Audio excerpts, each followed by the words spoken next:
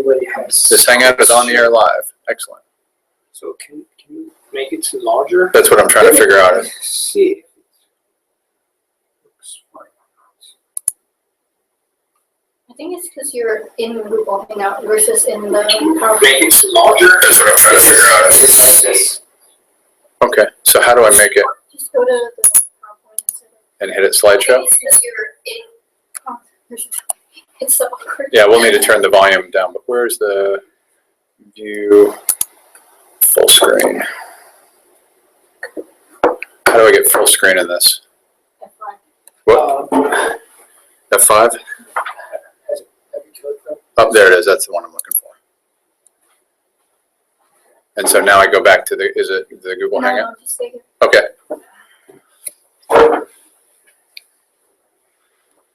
So let me know. So, yeah, there's still 2 minutes. Great.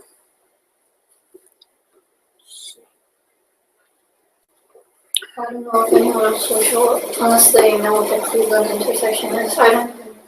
It's something new I'm presenting. I'm looking for feedback.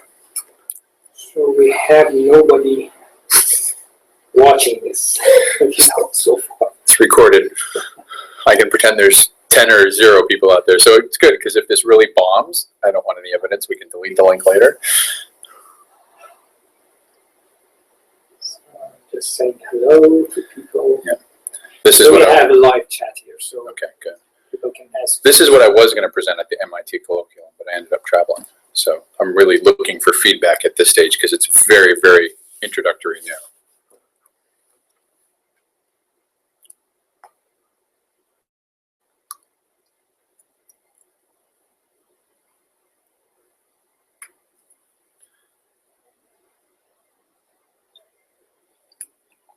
Oh yeah, we're posting the next one, right? I remember filling out the timesheets. It was what, late April, May timeframe? Timesheets? Oh, it's not a timesheet, it was a poll that I assume Saeed made. About CLM? No, the spring colloquium. Oh. Yeah. Oh, yeah. Well, the next colloquium's at WPI. So what else, my intent is, Didn't vote for that, I guess. So when it came up, I was traveling. I saw the polls. And, you still have time. oh, okay, so this is a new one. Okay. You should maybe. Oh yeah.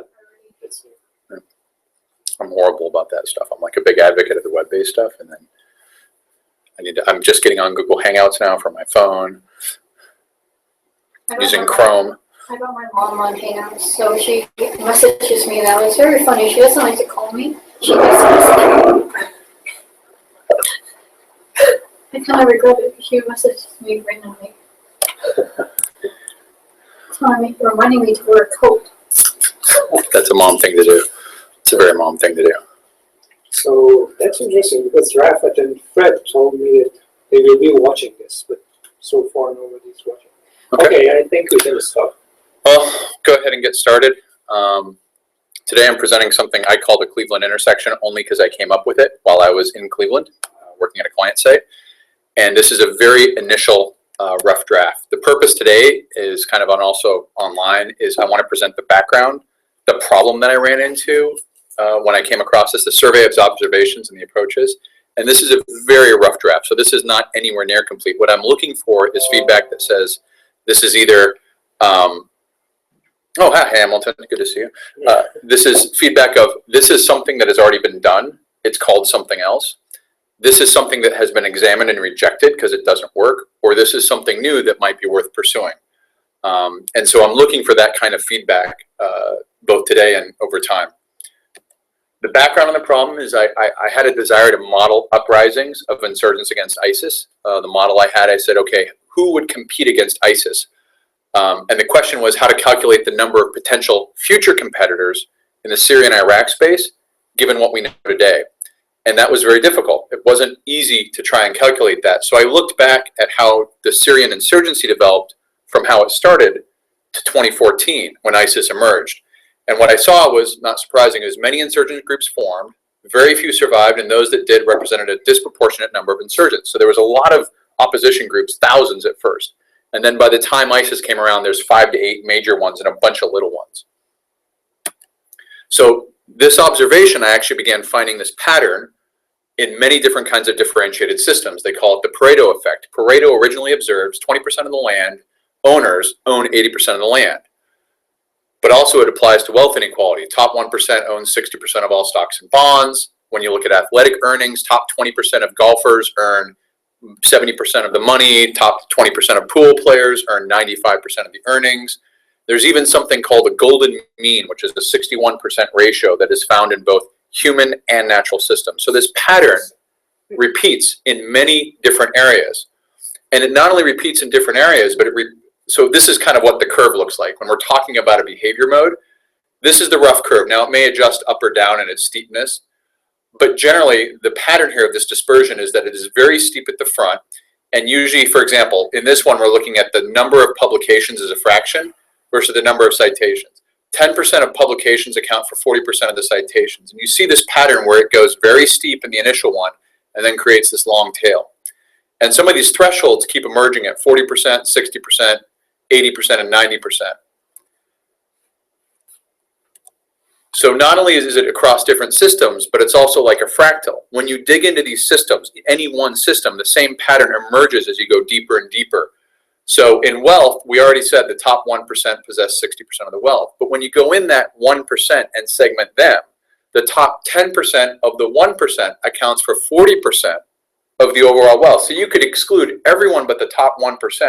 And even within that 1%, there is a dispersion that follows this pattern. So it's kind of like a repeating fractal. Internet content. There's been a study that the top 10% of users create 98% of all content. But if you go in that 10%, the top 1% creates 75%. So it's kind of scales up and down. And this last one is something I did some research on in firearm deaths. The CDC has this WSCARS database, and you can look at where firearm deaths occur. And 1% of all counties in the US account for 50% of all firearm deaths. But that county is not equally distributed. Certain cities within those counties represent the lion's shares for deaths. And even there was a study in Oakland that got it down to about 0.3% of the population, about 1,000 people at any one month, were actually the highest at-risk people for being a shooting victim or being a perpetrator of a shooting crime. What about systems that are controlled by humans? For example, North Korea. So it ends up, the Pareto principle is used a lot in business for these controlled systems. Like you would do a quality check and you would say, what kinds of defects come out of a quality system? And you'd still see a Pareto effect of that. The top 20% kinds of defects represent the 80% frequency of defects observed. And so it actually replicates, and you may have seen this industrial engineering, the Pareto effect, it replicates. It's a very common problem-solving method that says, solve the top 20% first, get your big bang for the buck, and then do it again and see what the new top 20% is. So this pattern, when you look in like quality control, continuous process improvement, whether it's TQM or Six Sigma, this pattern emerges that these would now be types of defects, and these might be frequency they occur, and you'd still find this overall thing that by about 20%, of the kinds, about 80% of the number of defects. Now, I'm not saying it's universal. It's impossible to say, but it's repeating enough. So when I found this, I went back and looked over a couple months at different kinds of analytical approaches to differentiated systems. Fibonacci has the first one in the 1200s where he identifies a numeric sequence. It's very simple. He says we start with 2 rabbits, right? They make a 1 rabbit. Now we have 3 rabbits. So it's a sequence. But when that sequence is carried out, and I'm going to show it in a generic model, it creates the aspects of this differentiated system. In the late 19th century, Pareto observes that, called Pareto's observation, that just he observed it in landowners. He observed it in a number of peas in a pea pod in his garden. He observes this kind of dispersion. But Gini, in 1912, actually creates a measure of statistical dispersion. So this is the first time that you can actually measure dispersion in a system. It's called the Gini coefficient. In the 1970s, Mandelbrot looks at fractals and describes what is called statistical self-similarity. So now we're able to go in and look at fractals and at each layer say, is this a new uncovered statistically self-similar group or is it different? And finally, getting back to insurgencies, Johnson and Turnley in 2012, looking at Afghanistan, they proposed a progress curve that was a competitive function between US forces and insurgents that could predict the number of IEDs and the number of IED fatalities given initial conditions. So they're actually able to predict the pace of competition between 2 competitors based off initial progress curves. So I'm not going to spend a lot of time on the math, but if you look at this, there are 4 functions that seem to be related. The Fibonacci sequence is simply a numerical function of adding 2 numbers in a digit sequence, and then that creates the third number. The Gini coefficient provides an exact measure of inequality. It's often used in income and wealth, but there's no reason it can't be used for other things. When you measure the Gini coefficient of a Fibonacci sequence, for example, it's 0.81. It ranges from 0 to 1. The progress curve, this is the function that they used. T1 is the time between the first and second successful events, and what they're predicting is the time between future events. So if it takes us 2 days, or excuse me, 35 days to plan an IED the first time, at some point in the future, it may only take us a day or 2. But what they found is that the B slope could be altered to represent the competition. If the B is positive, that means you're sort of exceeding the competitive influence. You're continuing to learn and succeed. If it's negative, you're losing ground. And then statistical self-similarity, I said, is a scaling mechanism to identify the levels of complexity. So these are all existing functions. So how does this all come together? Where do I fit in this? What am I interested in? What is my research interest here? Well, you've got these different puzzle pieces. The competitors with progress curves, B slopes, the drunk walks they use, which was a stochastic application to sort of represent competition, the fitness thresholds from an abstracted differentiated system, the fractal results to see if there's competitors at multiple scales. What I'm thinking about is how do all these come together is bring the pieces together to computationally predict how competition in a differentiated system will manifest. So if we have a new market open up, how many competitors will emerge in that? What is a sustainable number of competitors? When will we know who the top competitors are? And I'm talking about the Cleveland intersection is where you're able to pinpoint that. And it's kind of not hard to see. But so the first thing is, how do we bring all these together? And the second is understand why it occurs, create causal models and a system dynamics to understand why does this behavior. All of these are just observations of behavior patterns. There's no causal explanation that I could find in the literature for Pareto or Gini or any of these things. They just are sort of, hey, these are observations. So my research that I'm interested in is to bring these together, but then start building system models to say, why? Why does this pattern replicate over and over again? So the first simple model that we're looking at is a very generic model of one progress curve. So this is one competitor that basically takes that function and creates a model out of it. They're activating something that can be successful or failure, and you take the time of the first success, the time of the second success, the delay between those is then the value of the B slope, and this is kind of a notion of the competitive level. If B is positive as an input, they'll end up being successful over time and learning faster and getting better. If B is negative as an input, that means someone's competing against them such that they're going to get weaker and slower. The step switch is just to activate it. The current end time is pulled from the model. And then what I did is I attached this progress curve to a very simple accumulation of resources. So every success in this model requires one resource. It basically succeed, I get a resource. That resource could represent anything. It's generic right now. But the flow is as successes occur, I'm finding a hard time finding it. Okay. As successes occur, we accumulate resources, and the stock is, the integral of all that over time. So down here in the graph, the red line represents the delay, the current value of the delay between subsequent successes. So it's kind of showing we're getting faster. This is that first success. Basically took 10 days to get your first success and then your second success. And you can see here the delay goes down and it's creating a curve. So we're getting faster and faster at generating successes. But while that's happening, we're accumulating resources. So, and this is a simple, there's no first order control. So this is just going to accumulate forever. But it shows that. So this is a single competitor. Now, it's hard to see, but these are simply 3 generic models now of multiple competitors. So we've created a model now of 3 different competitors, all of which have varying B slopes. The first 2 have positive B slopes, so they're successful at their competition. The third competitor has a negative B slope. And what you see here is now, this is over the, this is the time it takes them between events. So we've broken out now time on the top and resource accumulation at the bottom. And you can see these competitors now, blue, which is the first one, red is the second one, they're getting better and better. They're showing, and they're at different rates. But green is a competitor who is not able to compete. They're getting worse and worse. You got any question, Christine? Or? No, I just can't see very well. Oh, sorry. And you can see how that's reflected. The inverse of that is the resource accumulation. So blue as a competitor, you can see it's competing better up here. It's gathering more resources. So is red. You can see these two are now acquiring more resources over time, while green is not able to acquire as many resources. It's failing in competition to secure its resources. And all of these are now modeled just based off progress curves. Well, what do we judge them against? How do we know what the level of sustainability is? This is where I created a model on a Fibonacci sequence. So this is an actual model of that Fibonacci function taken out to 9 integers simultaneously. And basically it starts at 0, where the value here is 1 and the value here is 0. And as each timestamp goes through, these numbers accumulate in Fibonacci. And so you go out to 100 sequences. So 100 iterations of this, which is a very, very large number. And you can simultaneously calculate what's the total, what's the percentage of this top number as it grows to all of them, as opposed to the integral of them. And so what these are here is the K1 is the percentage of the integral of all Fibonacci numbers against just this number.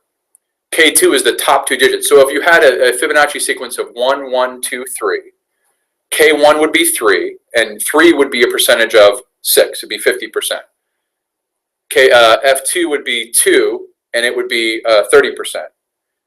3 would be 1 and 1. So these numbers begin as they move.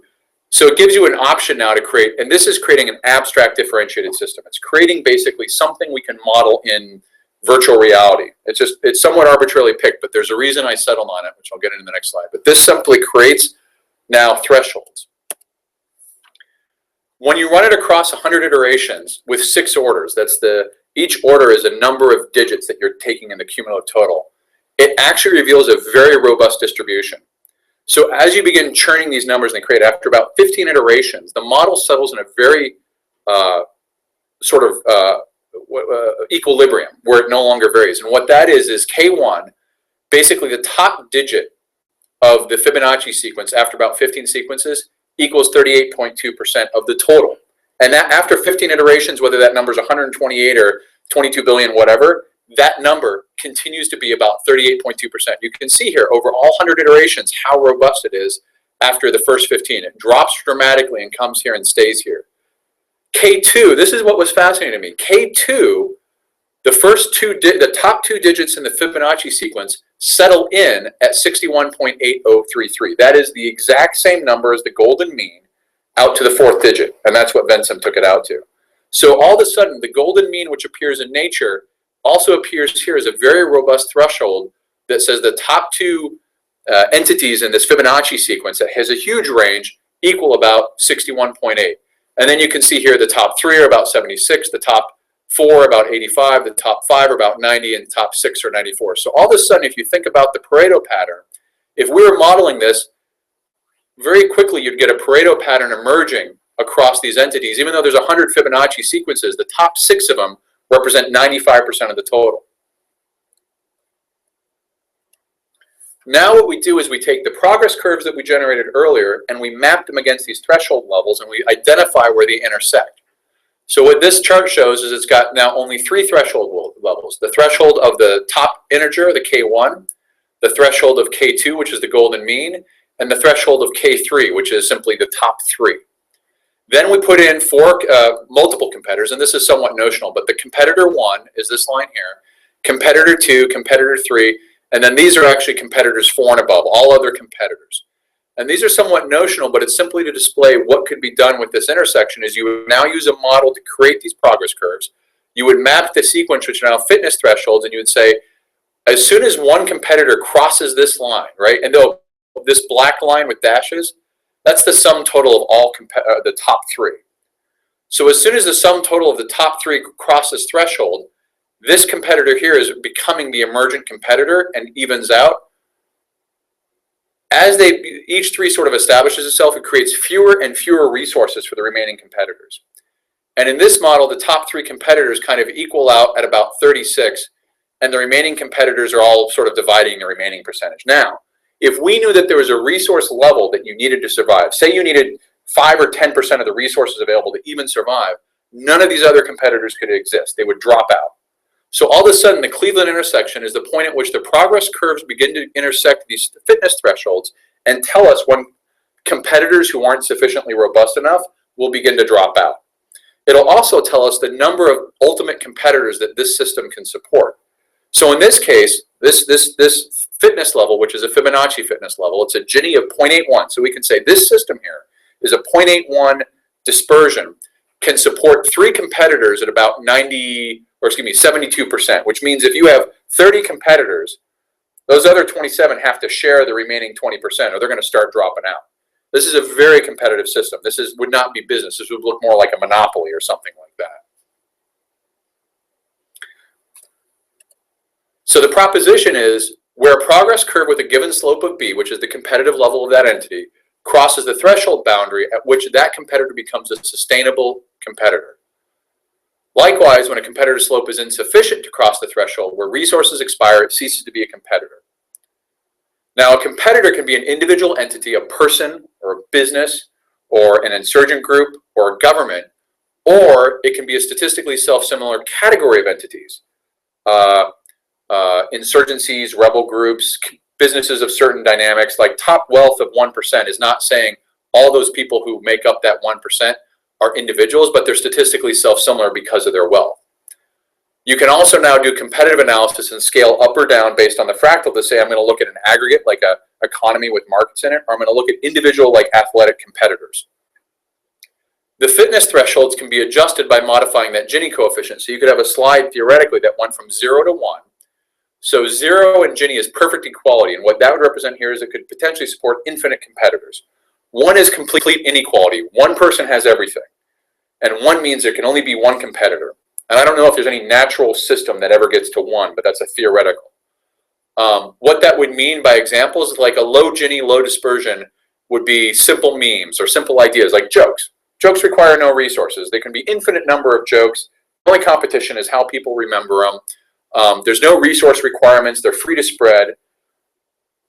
Moderate to Gini and moderate competition, these are more complex memes. These are like businesses competing in a business market, might be competitive athletics, things where it takes resources to compete, takes resources to survive, and there's a finite enough. Resources are scarce. They're no longer infinite. A high Gini, high competition would be like a state activity, a military competition, monopoly markets, winner takes all, right? Live or die. It's no longer, and these, nothing in these say these are fair. There's no measurement for fair. It could be a completely unfair competition, but like a state activity, the U.S. federal government tolerates no one else collecting federal taxation. Its competitiveness in taxation is 1. They don't allow anyone else to do it. In military competition in Syria, you may have a few groups that are able to dominate the military competition, and they simply don't allow the smaller groups to survive. So, but now you can scale these levels of fitness level using the Gini coefficient to sort of adjust to say where can or should this fitness level be. I don't know. It's very strange to me because as far as I know, Gini coefficients can be computed based on the current state of the system, based on the inequality that we have in the system. Exactly. So now you are talking actually in reverse. You mean that, okay, we have the Gini coefficient, now what is its state? Right. So I just don't get it. So, that's actually a good point, because that's how the Gini can be used there, is inductively use it to say, let's do a survey of sample business markets. What's the Gini in those markets? Now a new market emerges and we say, we believe this competitiveness will be relatively the same as these past ones. And we can apply that Gini and predict how many competitors we think will emerge. So, in fact, I'm saying that based on the structure of the system, which is here, I mean, you have a system in which you have monopoly or something. If you have such a system, then you can conclude that, okay, the Gini coefficient is high. Right. Not the other way around. Well, let me give you an example. So, we know, for example, we can calculate the Gini coefficient of Syria. Right? Just saying the number of rebels and the number of, like, say, insurgent troops they possess gives an inequality of dispersion. Now, what happens when Libya destabilizes? It's obviously a different country, so there's going to be differences. But the question is Libya so different than Syria? And are the mechanics of insurgency so different that the Gini coefficient we uncovered in Syria is no longer applicable to Libya or other ones? And that's a question. Or if we have telecommunications markets in many countries, and we can evaluate their competitiveness across a broad survey, if we're opening up a new market for communications, is that Gini coefficient going to be so different that we can't use it? Or at least test multiple scenarios to say, if it's the same, it will be this scenario if it alters significantly. And let me get back to that, because if it's a new differentiated system, how many competitors can that market sustain at what share, and at what point will competitors establish themselves? This is where you said Gini is sort of unusually used. It's using Gini. How do you establish Gini for something that's new? You would have to take examples and run scenarios and kind of say, based on our assumptions, we believe the market or whatever could support this. But for a differentiated system with a no Gini, what we can use is, what would the effective creative disruption be? You alter that B slope. So now we can take an existing mature market with a known Gini coefficient. We can say, all right, we're going to alter the progress curves by adjusting the B slope to emulate creative destruction. Sorry, what was the B slope? The B slope is in the progress curve. It represents their ability to compete against other competitors. If it's positive, they're generally succeeding against competitors. If they're negative, they're generally failing. So we can modify this at a certain point in time to say that it's a mature market, it's relatively stable, a new entrant to the market, a new technology, something disruptively comes along. And again, we're having to estimate what that B slope change would be. But that would tell you that as, what would be an example? So as an example is, what are those rideshare market services, right? Uber, all of those ones. It's a new market, and we're kind of unsure as to how many it can hold, because there's no example like that before. But as it stabilizes and we find out there's a new creative disruption change, all of a sudden it becomes legal everywhere to do it. It's the laws that are restricting it get reduced. We could alter this B slope and figure out how that would affect Uber and other competitors potentially, and see how a change like that would cause their progress curve and resource accumulation. It may open up competition, allowing more competitors, or it may close competition and create a barrier. So now there's less competitors that can sustain themselves. Maybe there's a regulation that says it's illegal to do ride sharing except in a very limited circumstance. Now the competition is much higher. We'd have to make a B slope change, and we may say what used to support 5 competitors, or you have to provide insurance. That's one that's coming up. You have to provide insurance and liability for every driver. All of a sudden now we can model those changes and say, hey, there's 5 or 6 ride sharing services right now, but after this change, there's only going to be 3 who can survive. We can also do competitive analysis with a given number of competitors and share. We can look at it and say, so we know that in most cases, in most markets of the US, the Gini coefficient of ride sharing is 0.65. But in this one market, it's 0.9. Well, why is it so different? Is there uncompetitive practices that are being done which result in one person getting all the share? You can start looking at it, things like this, and use it in a variety of ways to understand and analyze what's going on in the competition. And I'm hoping to be able to create models that explain why this is. You know, why is it, what would be the generative theory that explains this behavior? Right now, this is all computationally sort of formulated. Okay. So these are 3 types of things you could do. And what assumptions at this point bound the use of the model? So it's got to be a differentiated system with scarce resources, right? Not all competitors can win equally. If the system we're generating is thoughts people are thinking, or Facebook posts, or things like that, those can pretty much, you know, I guess in Facebook posts you can find out some people post a lot, like myself, and some people post not at all. Where thought will win every Twitter competition, but in some things there's not really a meaningful resource, so there's not really a meaningful competition. Also, you need that the aspect of differentiation can be a proxy for sustainability between competitors. So, you know, Olympic swimmers are those golfers who generate all the earnings. Well, their competitiveness is their ability and expertise at performing golf. And you say that's a reasonable proxy for the income they earn. A football player's skill on the field is a reasonable proxy for how much money. That's not perfectly true. There's contract negotiations, there's endorsements, things like that. But it's got to be assumed to be a reasonable proxy. So that's where that causal analysis would come in. Competitors must compete, defined as at least 2 events along the progress curve of successful competition. If you map a bunch of progress curves and only one person ever succeeds, there's no competition between different entities. There's no one else they're competing against. They're just going to get it all, 100%. And then understand that all aspects of potential competition, fair and unfair, are aggregated in the B slope. So you might have monopolies, price collusion, cartel behavior. All of this is a competitive thing. It may be legal or illegal, but that B slope cannot differentiate between criminal, legal, and illegal competition. So you have to kind of say, look, we're not really judging fair here, we're judging competitive levels. So after going through, back to the purpose, does any of this sound familiar? Using the same concepts. If someone says, oh, you're looking at this thing and it's called X and you need to look here because someone's already done this. And I'd love to go grab their research because that would save me a lot of time. Is it's been explored before and rejected? Say, oh, someone tried this in 2002 and it was rejected because it didn't make sense, it didn't work. Or are there other formulations for competition that people say, look, we already have something that does competition. It's already pretty robust. You should use this thing rather than what you're talking about here.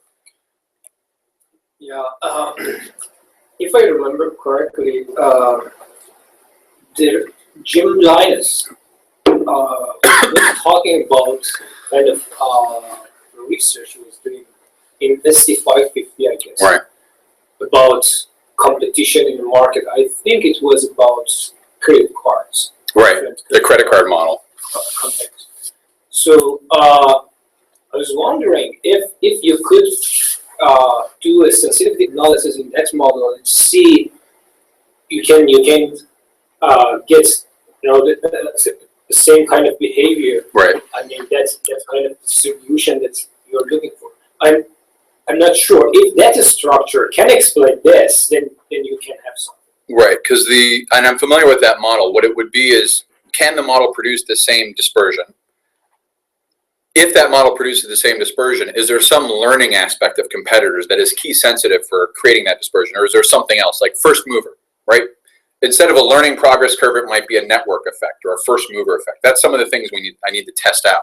But there's also the Bass diffusion model, which is sort of a famous model of market share, which is all about competition of quality and word of mouth networking. All of that is kind of aggregated up into this learning curve, and it may be useful to disaggregate it into a model like that to say, look, the progress curve aggregates this overall function, but what drives it is these individual things. So as a company, you can't just say we're learning fast. You have to be good quality, you have to have good word of mouth, you have to have good, and then so those are the two models. There's the Bass diffusion, there's the Linus credit model. Also, Warren has rivalry, competition dynamics. But his talks about the types of rivalry. So type 1, 2, and 3, which is type 1 is they're competing and they can't share. Type 2 is they compete, and as one increases market share, the other can benefit. Like Dunkin' Donuts and Starbucks can both compete for competitors or customers, type 1. But as they advertise for pumpkin spice, everyone benefits when they sell pumpkin spice, and that's a type 2. And then a type 3. But his rivalry dynamics are more on that level rather than this level. Professor Said also has some income distribution models. Mm-hmm. They might be also relevant in political economy concept. Right. In that context. So other than that, I don't think I have any resources. Right. This is very new to me. Okay. Well, it's new to me too. That's why I'm looking for the feedback at this early stage. Because when I came across, I had known about, these types of observations I'd known about for a long time that they exist. And I assumed someone somewhere had explained why they exist. But when I started looking into why they existed, I had a hard time getting anything than it's an observation. And it can be mapped. What about you yourself? Do you have any theory that's in your mind that you want to? Well, I think the theory that I have is that, so these were always mapped as being aspects of a differentiated system, but they weren't necessarily tied to competition of resources and the ability to learn to better compete for resources. And learning is a funky word here because we're applying something that learns. When Pareto first looked at his garden, he found that some pea pods accounted for 80%. 20% of his pea pods accounted for 80% of his peas. Well, the pea plant doesn't learn, but the pea plant competes with all other pea plants in the gardens and other flowers, so it certainly has a competitive aspect. And this to me gets in wondering if there's an evolutionary nature of competition that can explain as you're competing for scarce resources, these things sort of happen. Because if you look at this is clearly, this behavior mode represents a feedback effect that can be diagrammed with a few loops. It's got an exponential growth. It's like an S curve. They talk about this accumulation would represent an S curve, and I think that's a positive tied to a negative. So that's certainly a generic model. But the question is there something common to that generic model across these disparate systems? is it unique and it's just happenstance, but it was really odd to me how the golden mean, which has actually been around for a long time, it's observed in ferns and architecture and all this sort of thing, was also the computational number that perfectly matched what happens when you take the top two integers of a Fibonacci sequence, add them together and figure out what % of the total is. It exactly equals the same golden mean. So now all of a sudden I'm wondering if there's something in this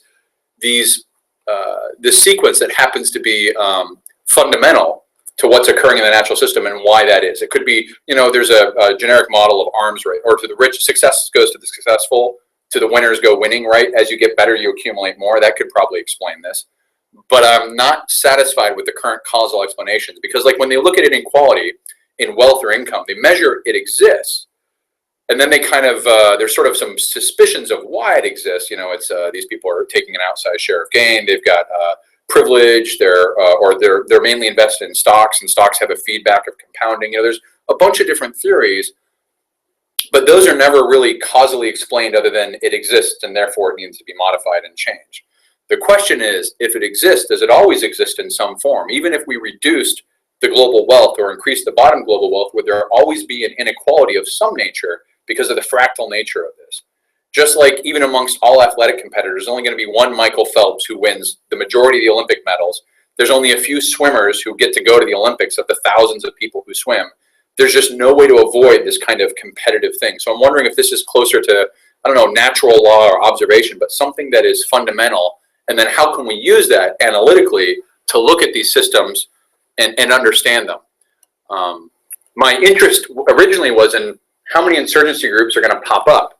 If this is Syria, and this line is ISIS, and this line is al-Nusra, and this line is the FSA, and this line is everyone else, well, that tells me that's an interesting thing to know here, what it might look like over here as a prediction, because now I can do scenario analysis to say, am I comfortable with these progress curves with ISIS being on top?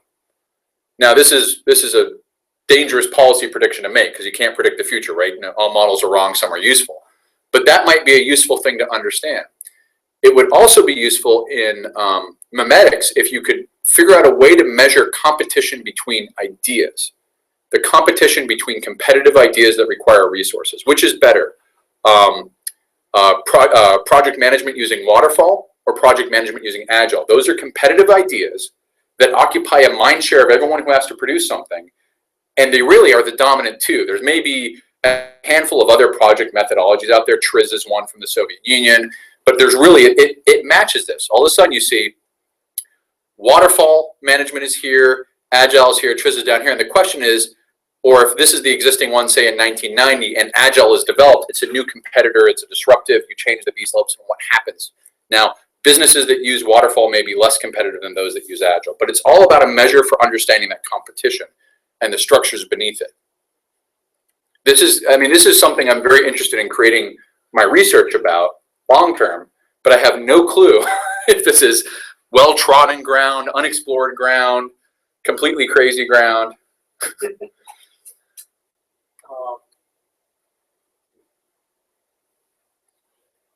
Can you go back to your model? So, This one, yeah. this is a single competitor progress curve, multiple competitors in Fibonacci. I mean, this one. Okay, this one?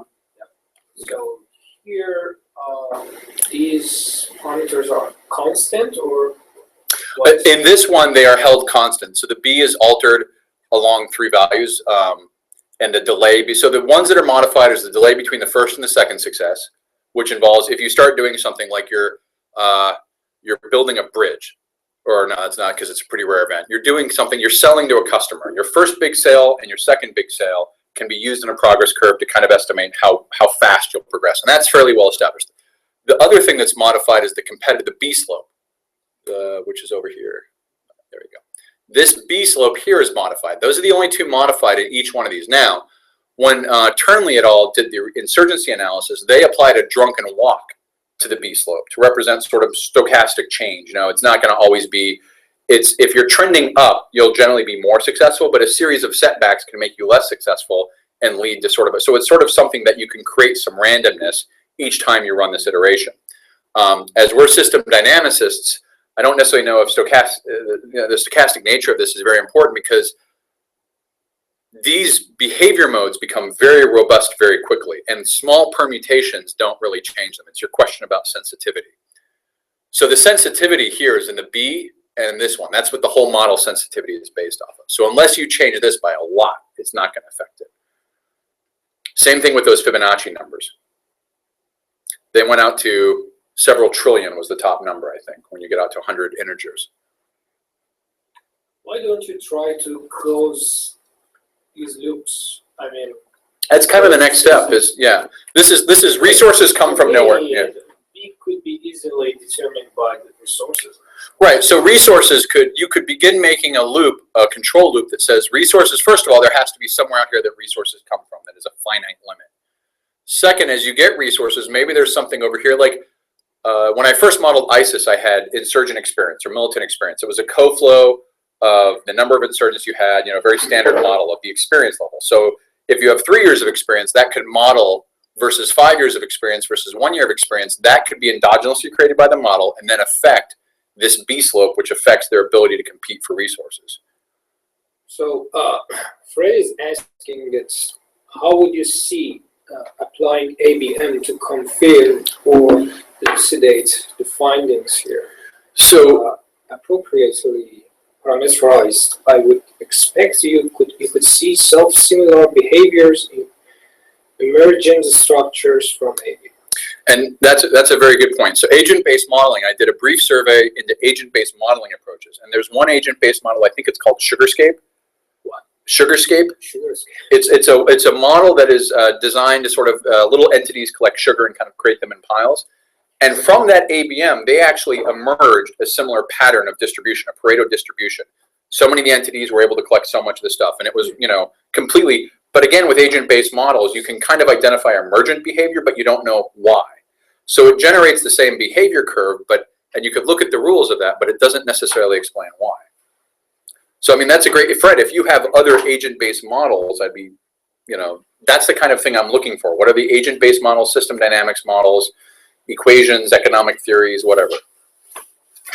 So, okay.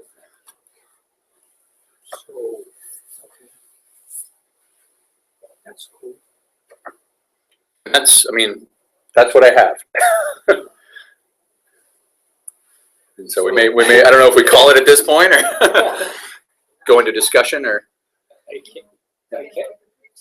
Sure. The brief summary, we just had, we were joined by another colleague here, is that I was looking at insurgent patterns and found a pattern in Syria that reminded me of the Pareto pattern, a Pareto distribution. I began looking at Pareto distributions and finding them all over the case in different styles of Paretos and wealth and athletic performance and even the golden mean. This pattern looks somewhat like this curve, where you have a very steep curve up front that gradually tapers off. The fractal is that if you segment within these things, you can actually find that the same pattern emerges at deeper levels of granularity. So in this case, top 1% possess 60% of the wealth in the world, but if you take that population, the top 10% of that group possesses 40%, so you dive deep. I surveyed the existing analytical approaches and found a Fibonacci sequence that creates a differentiated system that demonstrates this behavior. Pareto was the gentleman who observed this, but didn't really formulate it. Ginny was able to create an exact measure of dispersion in a system ranging from 0 to 1. And I think Saeed's excellent point is it's a dispersion of an existing system. It's a known, you kind of look at what's known. Mandelbrot gives us a way of determining fractal segmentation based on statistical self-similarity. And Johnson and Turnley used progress curves in insurgencies in Afghanistan to compare competition between the US Army and insurgencies based off IED placement to understand who would win the arms race. There were 4 functions that were identified: the Fibonacci function, a Gini coefficient, the progress curve function, and statistical self-similarity. My goal is to put all these together. This is my research. Where I fit is, I'm not creating any of these things, but bring these pieces together. And down here is, once you bring together something that can computationally be useful, create a causal model of why that works. So to the system dynamicist in me, it's not enough to say, okay, this is a behavior. Why is this behavior? What's causing this? Let's create a model. This is the initial generic model that is one competitor's progress curve. It shows their progress as the delay between successes and the accumulation of resources as they have each success. We go through now multiple competitors, each with different competitive levels and sort of delays, and it shows two competitors becoming better, blue and red, and one competitor becoming worse, green. Resource-wise, that reflects now in how much they're getting, their success. Blue and red are gaining resources, while green is gradually not able to gain any. Then we create a model of a Fibonacci sequence out to 9 integers. Actually, we run it 100 integers long. So we run it, but we keep track of the top 9 integers at any one point and compare them. And this seems sort of numerical voodoo math. And the reason I hung on to it is it's very interesting. When you take the top integer in a Fibonacci sequence and compare it as a percent of the whole, or the top 2, or the top 3, you actually get a Pareto effect. And what you get is the top integer, after about 15 iterations of a Fibonacci, the top integer is always equal to about 38.2%. You can see this run here over 100 iterations. It settles into this 38.2 and does not change at all. So very robust. The top 2 is actually 61.80033, which is actually the golden mean down to the digit. So all of a sudden emerging here is some very robust behavior that imitates the golden mean to the exact decimal. And then as you have top three integers, it's 76 point, and then top 4 is 85, top 5 is 90, and top 6. So this Fibonacci sequence has a Gini coefficient of 8.81. At this level, these are the thresholds that emerge. Now you take the progress curves we just modeled, you take those fitness levels and you apply on top of them and say, where does a progress curve cross a fitness level? And that's what I'm calling the Cleveland intersection, only because I was in Cleveland at the time and kind of bored, sort of working in the hotel and inspired by Cleveland, I guess one could say. And where it crosses, so these are those dispersion levels at 3 integers. These are the competitor levels individually. And this black dotted line is the sum total of the top 3 competitors as a percentage of the whole. So you see here over time, the top competitor comes up and sort of exceeds this level. And then the bottom 2 next competitors here, and these are all other competitors, 4 and more. So what you see is this sum of all competitors cross these dispersions at 3 intersections. And what I'm proposing is that although it's useful to know when it's crossing this level, and you kind of know which competitor does it, as you get up here, you begin understanding that the number of viable competitors in this market is going to be very small unless the resource needs of that competitor is also very small. So if it's a resource-intensive market and 3 competitors hold the resource of the market share or whatever you're measuring of 76%, everyone else is going to have a very small, and you might see these start to drop off.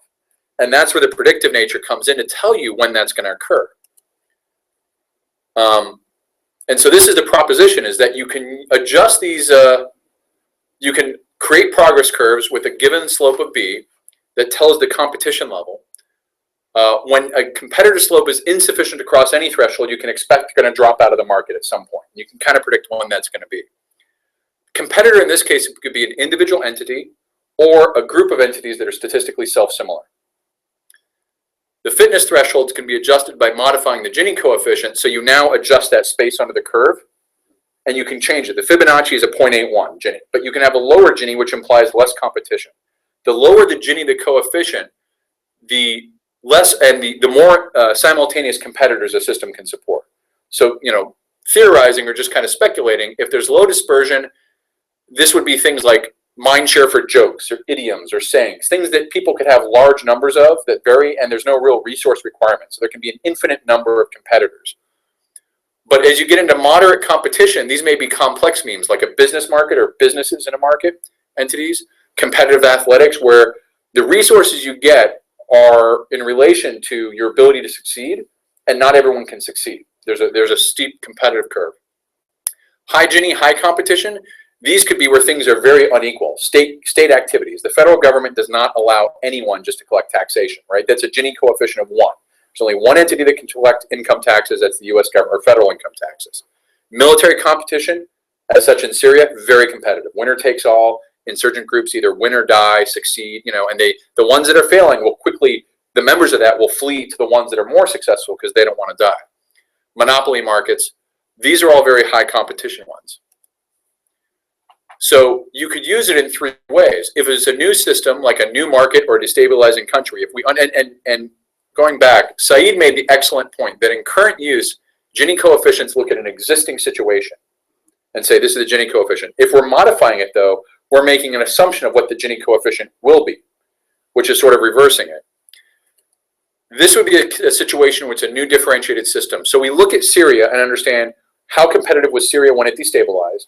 And then we look at Libya and say, is that relatively a similar situation as Libya destabilizes? Or what if another country destabilizes?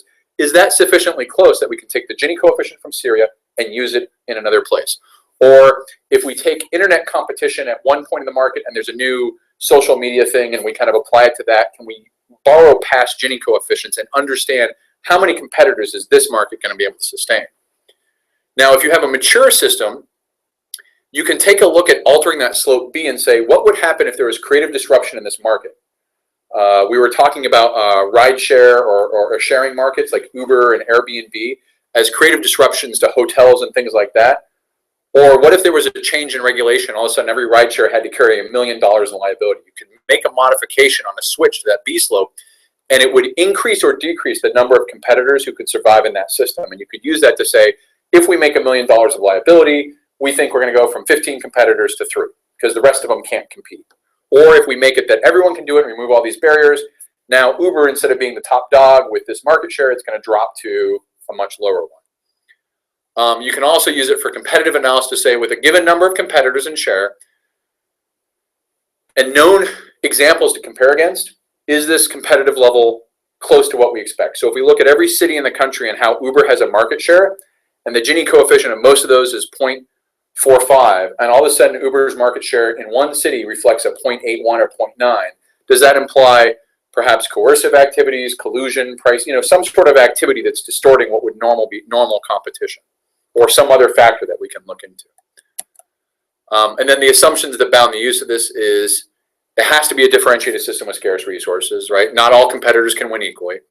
The aspect of differentiation has to be a proxy for the sustainability. So if I looked at Olympic swimmers, their ability to swim determines how many gold medals they're going to compete. That's a reasonable thing to say. Gold medal success is a proxy for your swimming capability. Earnings you make as a golfer is a proxy for how good you are as a golfer. But earnings you make as a golfer is not a proxy for how good a husband you are as a golfer, as we found out. Competitors must compete, so those progress curves, there has to be at least 2 successes on each progress curve. You can't have one competitor, well, you could have one competitor that succeeds and the rest fail, like something really, like nuclear weapons, right? There's very few competitors who early on were able to replicate it. So one competitor gets it until the other one is able to meet and has a dominant position. But that's not really useful here because you're just going to get it all if there's no competitors. All aspects of potential competition, so both fair and unfair, is aggregated. You can't distinguish whether the reason why they're winning is because they're cheating or because they just compete better or they got smarter people. And some of the discussion was, how do we break out what's causing that win? And so now we're going to ask you the magic question of, does this sound like anything you've seen before where you can say, Tim, that's the so-and-so of 1967, go look there. And I'd be like, great, I can go grab that. Or this is, we've heard about it, but it's been rejected at the conference of 82 because it's really stupid and doesn't work for this reason. I can say, okay, I'll abandon it. Or it might be interesting to pursue in research. The only thing that's familiar to me is actually the principle of Pareto. That's it.